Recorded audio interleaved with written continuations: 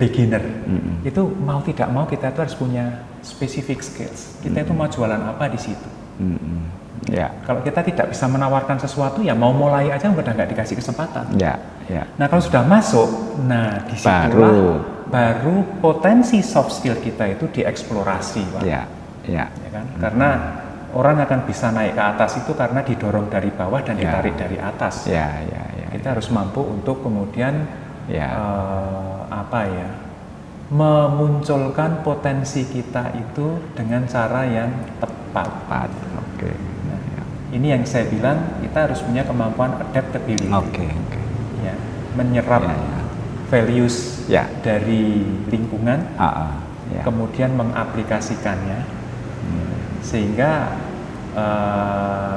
kita itu bisa diterima oleh kolega maupun oleh atasan.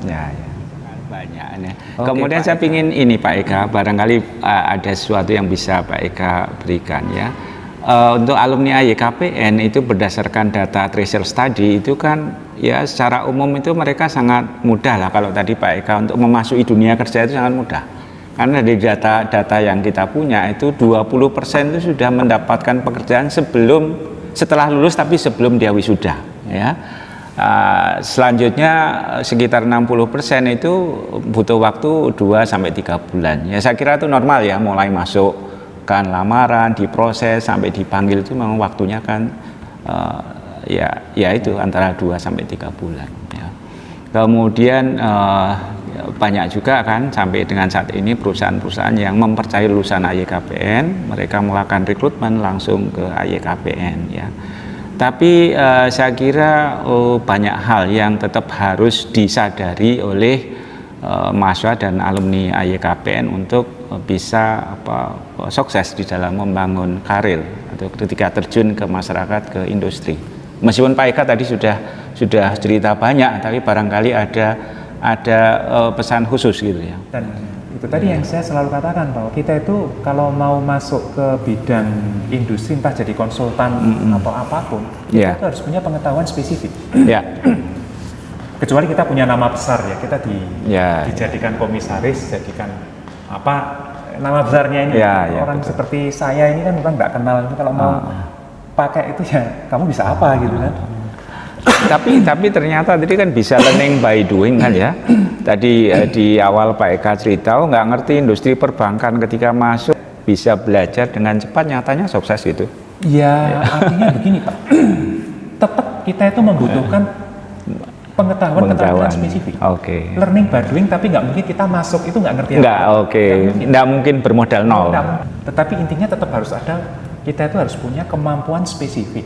Nggak bisa Pak, kita itu masuk tanpa mereka ambil kita itu, betul. Kita itu mau jualan apa, nggak bisa Pak. Mau memberikan kontribusi dalam bentuk apa itu harus jelas. Termasuk kita itu mereka yang baru mencari pekerjaan pun ya kan nggak mungkin kita itu mencari pekerjaan tidak punya pengetahuan spesifik. Betul.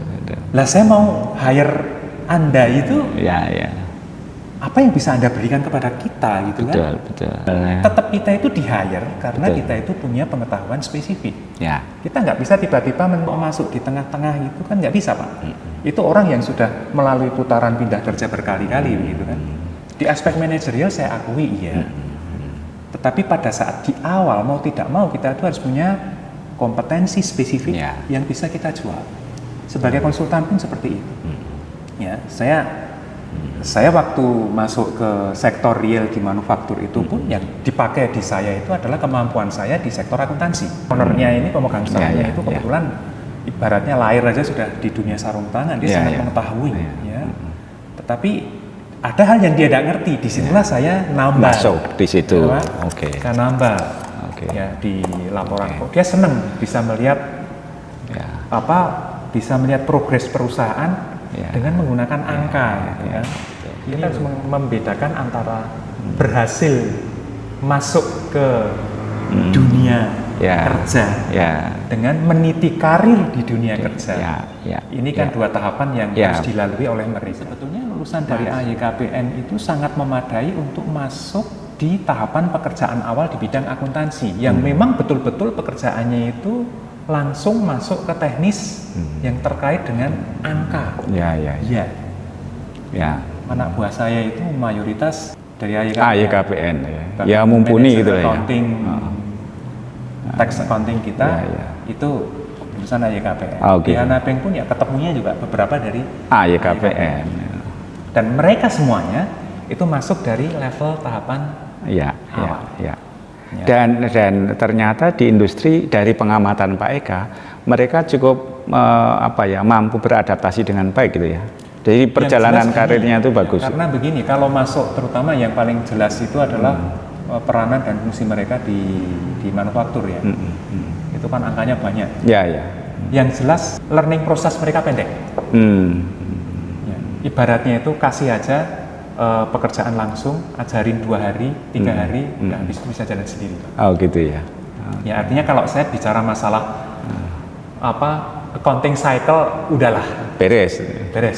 Ya, karena praktikum kita kan praktikum AYKPN, kemudian buku latihan, proses drilling di dalam kedisiplinan dan sebagainya sudah cukup menunjang. Dan biasanya lulusan dari AYKPN itu nggak rewel. Nggak rewel. Dan memang mereka itu pekerja keras. Mereka ada keberatan pulang paling akhir di kantor itu gitu ya. Udah biasa. Ya itu memang saya pikir itu karakter yang memang berusaha untuk kita bangun selama mereka menjalani proses akademik di AYKPN. Pada acara Bincang Kampus kali ini telah hadir bersama kita salah satu dosen Akademi Akuntansi YKPN, Pak Eka Nur Asmara. Pak Eka ini di samping sebagai dosen Akademi Akuntansi YKPN, beliau juga aktif sebagai seorang entrepreneur dan sebagai seorang profesional ya. Tidak banyak yang tahu aktivitas beliau itu ya. Meskipun itu mahasiswa Pak Eka, saya yang mengenal Pak Eka dengan dekat juga nggak tahu persis sebenarnya. Nah pada kesempatan ini mari kita bongkar nih pengalaman Pak Eka ini, karena saya yakin sekali apa yang dilakukan oleh Pak Eka itu sangat penting untuk di-sharingkan, untuk sama-sama kita ketahui. Dan saya yakin juga kita banyak bisa belajar dari pengalaman Pak Eka ini. Pak Eka itu sebagai dosen, masuk sebagai dosen AYKPN tahun berapa? Tahun 86 Pak. 86 ya, jadi sudah cukup lama ya. Pengalamannya sudah cukup panjang lah. Iya, lumayan. Ya, jadi sekali lagi pengalaman sebagai dosen AYKPN plus pengalaman yang lain-lain. Sebagai seorang entrepreneur, sebagai seorang profesional. Pak Eka bisa diceritakan di samping sebagai dosen AYKPN apa aktivitas entrepreneur Pak Eka, aktivitas profesional Pak Eka di luar itu? Baik Pak, mungkin yang terkait dengan aktivitas saya selain mengajar bisa saya pisahkan jadi 2. Yang pertama adalah aktivitas saya sebagai profesional. Di mana saya melakukan kegiatan untuk perusahaan orang lain, dan di sisi yang kedua adalah saya memiliki perusahaan sendiri dalam tanda petik. Dalam artian sendiri tidak saya sendirian, tetapi dengan beberapa orang yang lain. Jadi 2 kegiatan utama saya itu bisa saya pisahkan seperti itu Pak. Di bidang profesional saya saat ini menjadi komisaris independen di Bank GIB Hana. Bank GIB Hana ini merupakan bank yang mayoritas kepemilikannya adalah Hana Financial Group di Korea. Dan sekarang ini merupakan Bank Buku 3. Bank Buku 3 itu adalah bank dengan modal inti sampai dengan di bawah 30 triliun. Tapi sebentar Pak Eka, saya maaf motong. Itu di Bank Hana itu kan kegiatan Pak Eka sampai dengan saat ini. Nah sebelum itu Pak Eka, saya itu mengawali kegiatan profesional saya di bidang perbankan itu mulai dari konsultan. Saya masih ingat itu di tahun 98 kalau tidak salah ya, itu ada satu BPR gitu, BPR kecil, waktu itu asetnya masih sekitar 900 jutaan. Itu datang kepada saya, direktur utama dan direkturnya datang ke saya. Mereka datang ke saya, permintaannya itu simpel ya. Pak, saya minta Bapak untuk menjadi konsultan kami. Kami ini pengen besar tapi nggak tahu caranya. Saya kaget juga waktu itu diminta seperti itu. Nah, saya katakan, loh Pak, saya juga nggak ngerti bisnis bank, Pak. Bisnis yang lain saya mungkin mengerti dan menjadi konsultan di beberapa bisnis, tapi non bank. Saat itu saya menjadi konsultan bisnis ada di satu industri makanan ya, di Magelang, lumayan besar. Kemudian saya juga menjadi konsultan pajak waktu itu, akuntansi dan pajak untuk beberapa perusahaan-perusahaan kecil. Saya jelaskan kepada mereka bahwa background saya bukan di perbankan, sama sekali tidak tahu saya, tapi mereka mengatakan, ya pokoknya tolonglah kami dibantu, gitu. Ya asal Bapak mengetahui bahwa saat ini kompetensi saya seperti itu, saya akan jalani. Nah, jalanlah di situ. Di situ sama-sama belajar lah. Mereka belajar tentang marketing, belajar tentang SDM, belajar tentang bagaimana menilai performance karyawan, bagaimana memberikan bonus dengan cara yang mendorong orang untuk bekerja lebih produktif. Di sisi lain saya juga belajar tentang perbankan ya, dari size yang kecil. Berlanjut Pak. Nah kemudian di tengah perjalanan itu saya kebetulan punya kenalan salah satu komisaris di bank di Jakarta yang saya juga punya hubungan baik dengan beliau cukup panjang waktu itu. Bank di mana teman saya menjadi komisaris itu kemudian dibeli oleh Bank Hana. Nah kemudian waktu itu teman saya itu mengatakan bahwa ini Bank Hana itu mau masuk ke sektor mikro, mereka mau melakukan studi banding. Nah, bisa nggak Pak Eka bantu? Oh silakan Pak, saya bantu. Akhirnya datanglah ke BPR. Saat itu BPR-nya sudah mulai besar lah Pak. Itu di tahun 2008. Jadi intinya apa tadi teman-teman dari pengelola BPR yang datang ke Pak Eka itu nggak salah pilih itulah ya. Jadi ya gini ceritanya panjang, apakah salah pilih atau tidak? Bukan gini, maksud saya gini loh. Ternyata pemahaman konseptual, teoritis Pak Eka sebagai dosen plus sebagai konsultan di macam-macam perusahaan non perbankan ya. Ketika kemudian tiba-tiba ada orang meminta ini saya ingin banknya itu menjadi besar, ternyata semua bahan raw material yang dimiliki itu sangat sangat manjur ya untuk mengobati itu. Betul, intinya begini ya, yang mungkin perlu kita selalu ingat adalah bahwa kalau kita itu mau memasuki suatu industri tertentu, itu mau tidak mau kita itu harus punya skill yang sifatnya itu spesifik. Ya, kalau kita mau jadikan konsultan nggak mungkin. Mereka datang itu pokoknya konsultan apa saja. Gitu. Kemampuan kita terbatas. Saat itu kebetulan saya, walaupun background saya itu accounting, tetapi saya waktu itu sangat mendalami marketing Pak. Karena waktu saya ambil S2 di Amerika waktu itu, saya mata kuliah pilihannya banyak ngambil marketing. Sehingga waktu saya pulang pun, seingat saya waktu itu saya ditugasi ngajar marketing juga di AYKPN.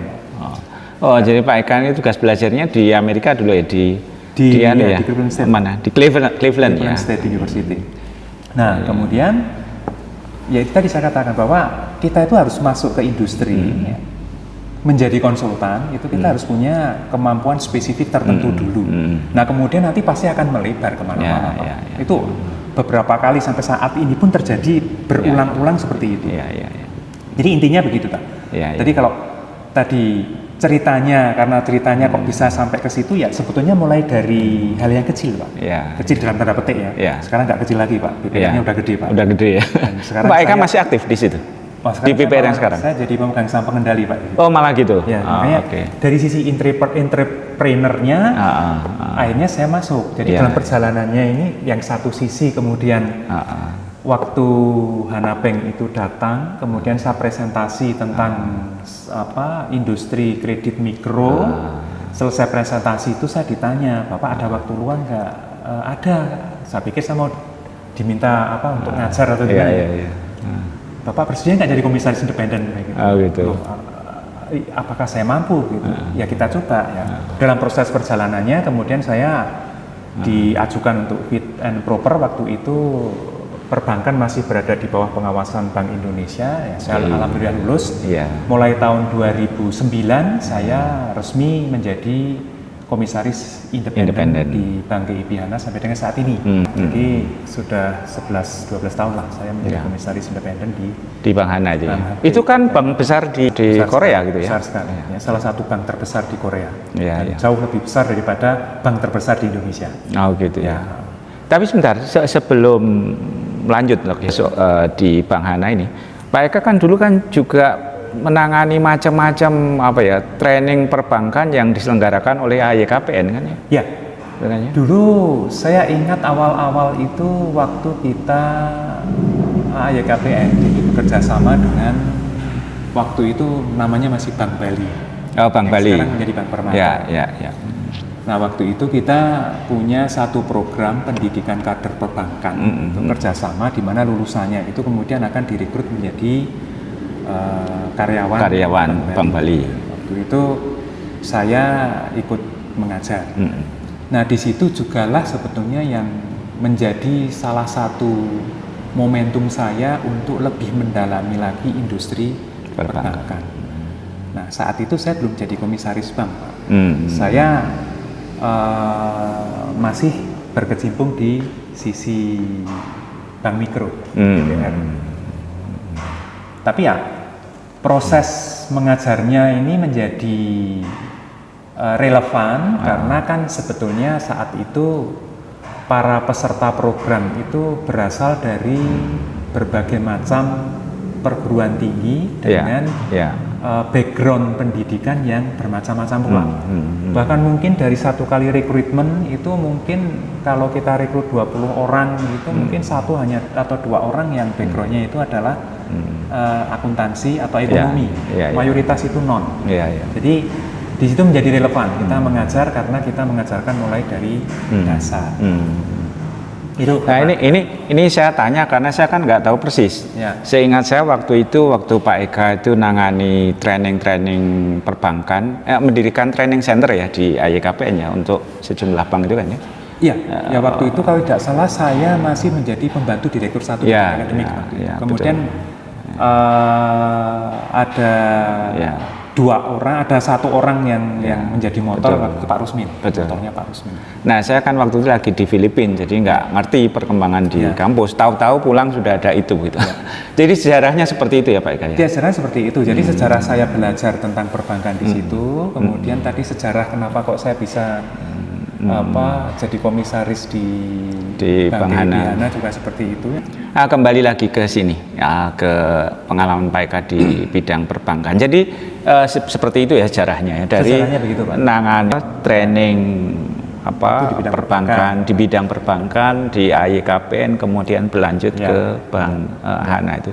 Dulu yang kerjasamanya kan habis Bank Bali ada bank-bank yang lain itu aja Pak Eka. Banyak Pak. Kalau nggak salah kita pernah dengan beberapa bank sudah tutup ya. Ada Bank Sinta, ada Bank Ekonomi pernah. Saya nggak begitu ingat, tetapi banyak beberapa bank yang lain. Saya itu kemudian di 10 tahun terakhir ini banyak menghabiskan waktu saya itu justru di industri aparel. Oh gitu. Ya, jadi manufacturing ya Pak ya? Manufacturing. Ya, justru saya itu menghabiskan waktu itu energi, pikiran, perasaan, emosi itu di situ malah lebih di industri manufaktur. Karena kalau industri perbankan itu kan industri yang tightly regulated lah. Jadi industrinya itu sangat ketat diawasi oleh otoritas. Dulu oleh BI, sekarang oleh OJK, Otoritas Jasa Keuangan. Jadi kalau posisi saya sebagai komisaris atau posisi saya sebagai pemilik di BPR ini saat ini, itu relatif saya itu sudah sangat terbantu oleh sistem pengawasan perbankan yang sangat ketat dari OJK. Iya, dari OJK gitu. Jadi early warningnya itu jalan Pak. Ini buat kita itu sedikit agak lebih enak lah, enteng. Tetapi 10 tahun terakhir ini saya lebih banyak menghabiskan waktu, terutama 5 tahun terakhir ini. Saya sempat menjadi komisaris di salah satu perusahaan penanaman modal asing di bidang aparel, industri sarung tangan, namanya PT Sport Glove Indonesia. Ini perusahaan yang 100% ekspor. Nah ini justru energi saya banyak dihabiskan di sana. Oh gitu. Ya, karena industri manufaktur itu sangat ketat. Yeah. Apalagi kalau kita itu berada di sektor pengolahan, dan kita itu proses brandingnya itu sangat dipengaruhi oleh kualitas dan juga oleh harga yang kompetitif. Beda dengan kalau kita bicara kita punya bisnis yang langsung touch dengan end user. Kalau beberapa brand seperti Wilson, Under Armour, itu misalnya dia kan touching dengan end user. Mereka itu main di branding. Yang kalau kita belajar marketing, kita ngerti bahwa selama kita itu bisa melakukan proses segmentasi, positioning, target market dengan benar, itu kita akan sukses. Tapi kalau di industri manufaktur tidak begitu, Pak.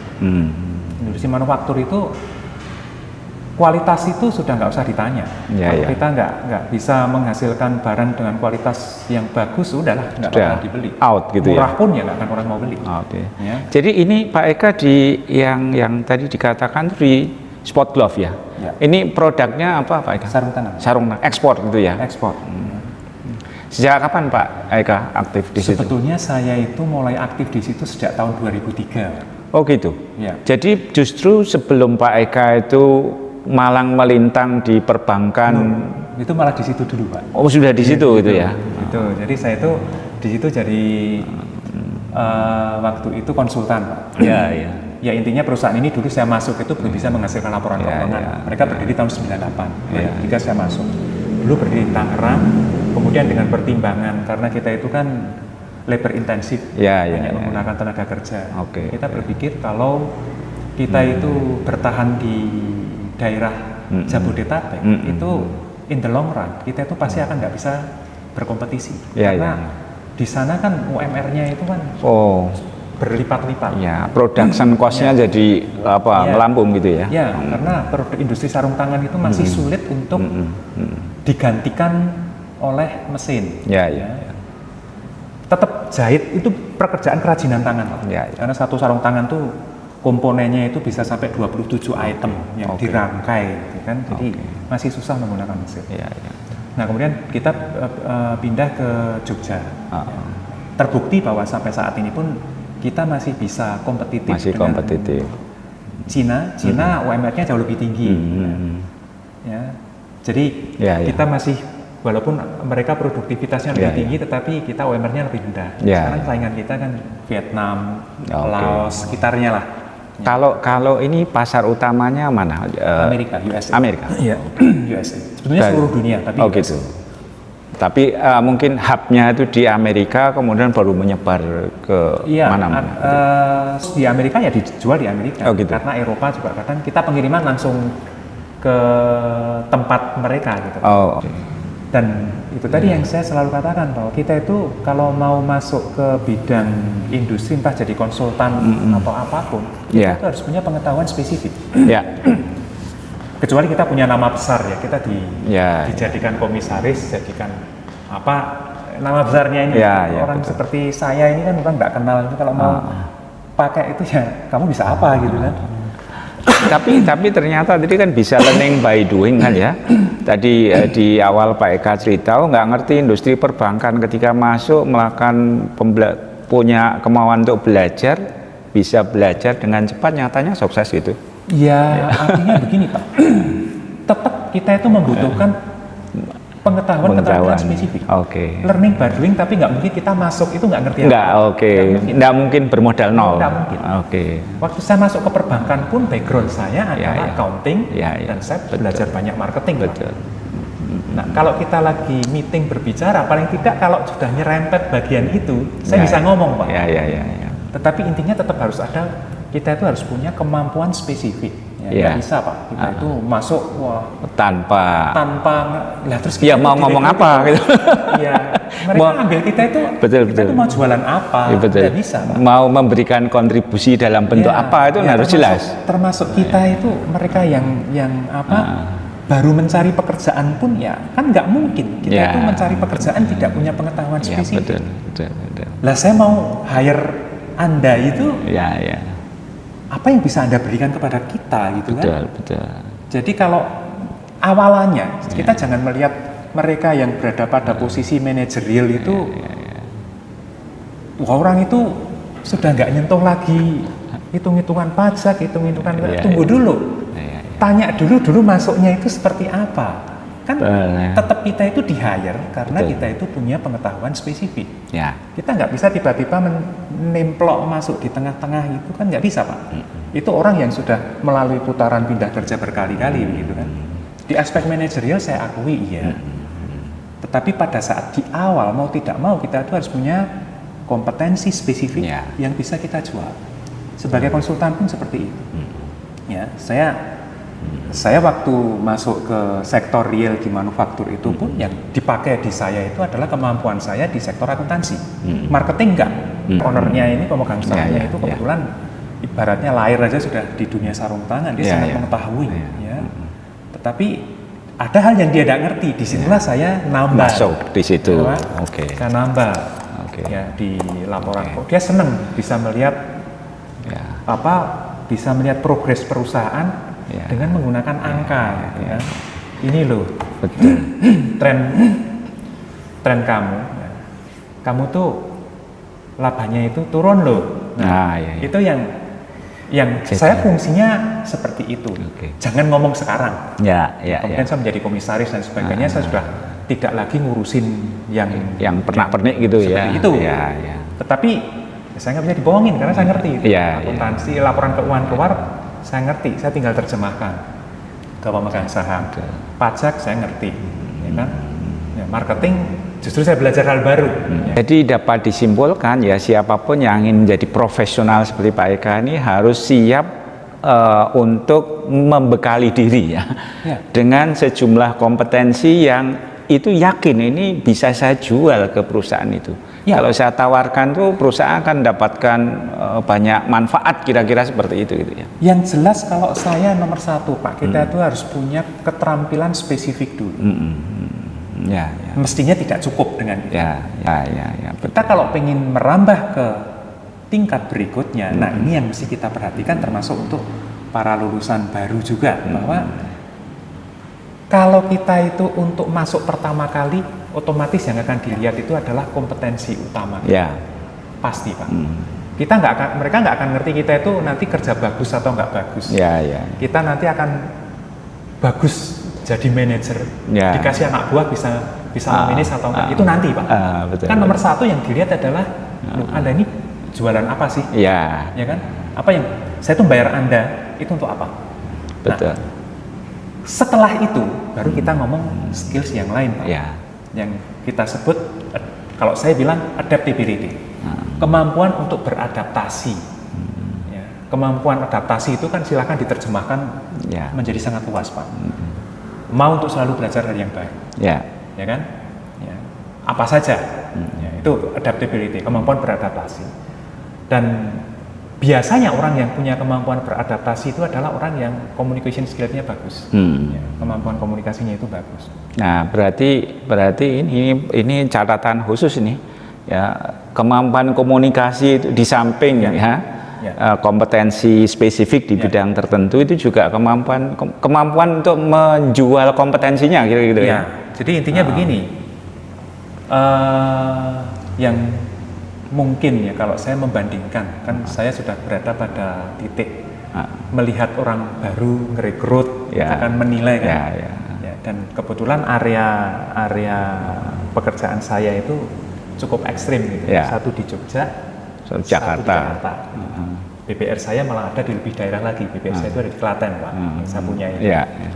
Nah ini yang saya bilang kemampuan di dalam mengkomunikasikan apa yang ada dalam diri kita, dan yang sulit itu adalah dilakukan dengan menggunakan tidak hanya bahasa verbal tetapi juga bahasa non verbal. Ya.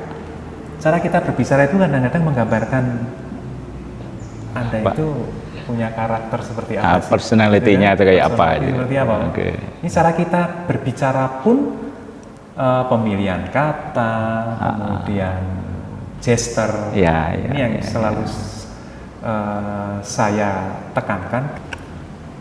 How to expose your potential. Ya, jadi potensi Anda itu gimana bisa Anda expose tapi tidak menggunakan bahasa vulgar. Kalau kita kebanyakan ngomong saya hebat ini orang malah ya mungkin risih gitu ya mungkin ya. Makanya ini butuh keterampilan khusus, butuh butuh dilatih karena kemampuan berkomunikasi itu bukan knowledge, ini skills, Pak. Skill. Mungkin kita ngerti teorinya, tetapi kalau nggak pernah dipraktekkan ya sama aja. Betul. Sama seperti naik sepeda itu, kita ngerti teorinya, tapi kalau nggak pernah naik sepeda ya akhirnya nggak berhasil juga. Ya, betul. Kita harus membedakan antara berhasil masuk ke dunia kerja dengan meniti karir di dunia kerja. Ini kan dua tahapan yang harus dilalui oleh mereka. Kadang-kadang kita itu terjebak pada pola pikir bahwa anak itu kalau bisa itu sudah mahir, sudah nggak mungkin, Pak. Proses itu ya, Pak. Berapa lama sih proses pendidikan mereka alami kan? Dan proses pendidikan itu akan menjadi tidak optimal kalau di rumah mereka tidak mengalami proses yang mensupport apa yang kita desain di perguruan tinggi, di kampus. Jadi selalu saya katakan bahwa kalau kita mau masuk ke suatu industri tertentu, jadi sebagai beginner, itu mau tidak mau kita itu harus punya specific skills. Kita itu mau jualan apa di situ. Kalau kita tidak bisa menawarkan sesuatu, ya mau mulai aja udah nggak dikasih kesempatan. Nah kalau sudah masuk, nah disitulah baru potensi soft skill kita itu dieksplorasi, Pak. Ya kan? Karena orang akan bisa naik ke atas itu karena didorong dari bawah dan ditarik dari atas. Kita harus mampu untuk kemudian memunculkan potensi kita itu dengan cara yang tepat. Ini yang saya bilang kita harus punya kemampuan adaptability. Menyerap values dari lingkungan, kemudian mengaplikasikannya sehingga kita itu bisa diterima oleh kolega maupun oleh atasan. Oke, Pak Eka. Kemudian saya ingin ini, Pak Eka, barangkali ada sesuatu yang bisa Pak Eka berikan ya. Untuk alumni AYKPN itu berdasarkan data Treasure Study itu kan ya secara umum itu mereka sangat mudah lah kalau tadi Pak Eka untuk memasuki dunia kerja itu sangat mudah. Karena dari data yang kita punya itu 20% itu sudah mendapatkan pekerjaan setelah lulus tapi sebelum dia wisuda ya. Selanjutnya sekitar 60% itu butuh waktu 2 sampai 3 bulan. Ya saya kira itu normal ya, mulai masuk kan lamaran, diproses sampai dipanggil itu memang waktunya kan ya itu antara 2 sampai 3 bulan ya. Kemudian banyak juga kan sampai dengan saat ini perusahaan-perusahaan yang mempercayai lulusan AYKPN, mereka melakukan rekrutmen langsung ke AYKPN ya. Tapi saya kira banyak hal yang tetap harus disadari oleh mahasiswa dan alumni AYKPN untuk bisa sukses di dalam membangun karir atau ketika terjun ke masyarakat, ke industri. Meskipun Pak Eka tadi sudah cerita banyak, tapi barangkali ada pesan khusus gitu ya. Ya kalau saya prestasi masa tunggu lulusan yang pendek seperti itu merupakan bukti bahwa paling tidak bahwa AYKPN itu sudah cukup mampu untuk memotret kebutuhan pasar secara tepat. Ya. Nah, yang perlu saya lebih ingatkan lagi adalah bahwa mungkin perlu dilakukan secara lebih tegas lagi sebetulnya pasar sasaran dari AYKPN itu industri yang seperti apa, Oke. pada tingkatan seperti apa, gitu ya. Ya. Kalau kita masuk ke level bidang pekerjaan, background kita kan akuntansi, perpajakan, kompetensi kita kira di arah itu kan. Lulusan dari AYKPN itu sangat memadai untuk masuk di tahapan pekerjaan awal di bidang akuntansi, yang memang betul-betul pekerjaannya itu langsung masuk ke teknis yang terkait dengan angka. Ya. Anak buah saya itu mayoritas dari AYKPN ya mumpuni gitu lah ya. Accounting, tax accounting kita itu lulusan AYKPN. Di Hanapeng pun ya ketemunya juga beberapa dari AYKPN. Dan mereka semuanya itu masuk dari level tahapan awal. Dan ternyata di industri dari pengamatan Pak Eka, mereka cukup mampu beradaptasi dengan baik gitu ya. Jadi perjalanan karirnya itu bagus. Karena begini, kalau masuk terutama yang paling jelas itu adalah peranan dan fungsi mereka di manufaktur ya. Itu kan angkanya banyak. Yang jelas learning proses mereka pendek. Ibaratnya itu kasih aja pekerjaan langsung, ajarin 2 hari, 3 hari, habis itu bisa jalan sendiri. Oh gitu ya. Ya artinya kalau saya bicara masalah accounting cycle, udahlah beres ya, karena praktikum kita kan praktikum AYKPN, kemudian buku latihan, proses drilling di dalam kedisiplinan dan sebagainya sudah cukup menunjang. Dan biasanya lulusan dari AYKPN itu nggak rewel, nggak rewel, dan ya mungkin karena ini juga pilihan dan rekomendasi juga saya mengandalkan 2 hal ya. Jadi memang dari segi tesnya bagus, tapi juga saya melihat rekomendasi dari orang, memang mereka itu pekerja keras. Mereka ada keberatan pulang paling akhir di kantor itu gitu ya. Udah biasa. Ya itu memang saya pikir itu karakter yang memang berusaha untuk kita bangun selama mereka menjalani proses akademik di AYKPN. Pak Eka, sebenarnya saya ingin ngajak Pak Eka untuk bincang-bincang hal lain, tapi mungkin di kesempatan lain ya.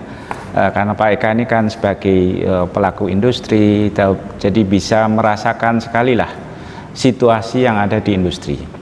Kita itu kan sekarang sedang berusaha untuk mengikuti kebijakan pemerintah, Merdeka Belajar dan Kampus Merdeka. Nah, saya kira perlu diskusi tentang kesiapan industri di dalam merespon kebijakan tersebut. Ya, memang tujuan dari pemerintah saya kira sangat bagus untuk membangun kesiapan lulusan perguruan tinggi, utamanya pendidikan perguruan tinggi vokasi, ketika mereka harus terjun ke dunia kerja. Tapi mungkin di kesempatan lain ya Pak Eka ya. Silakan Pak. Karena itu kan butuh mungkin sepanjang ini juga ceritanya. Boleh Pak.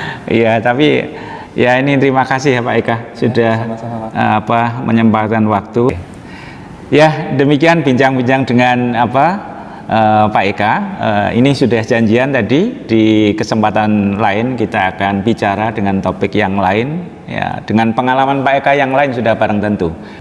Oke, terima kasih Pak Eka atas waktunya. Untuk teman-teman semua, sampai ketemu di sesi yang lain ya bersama Pak Eka.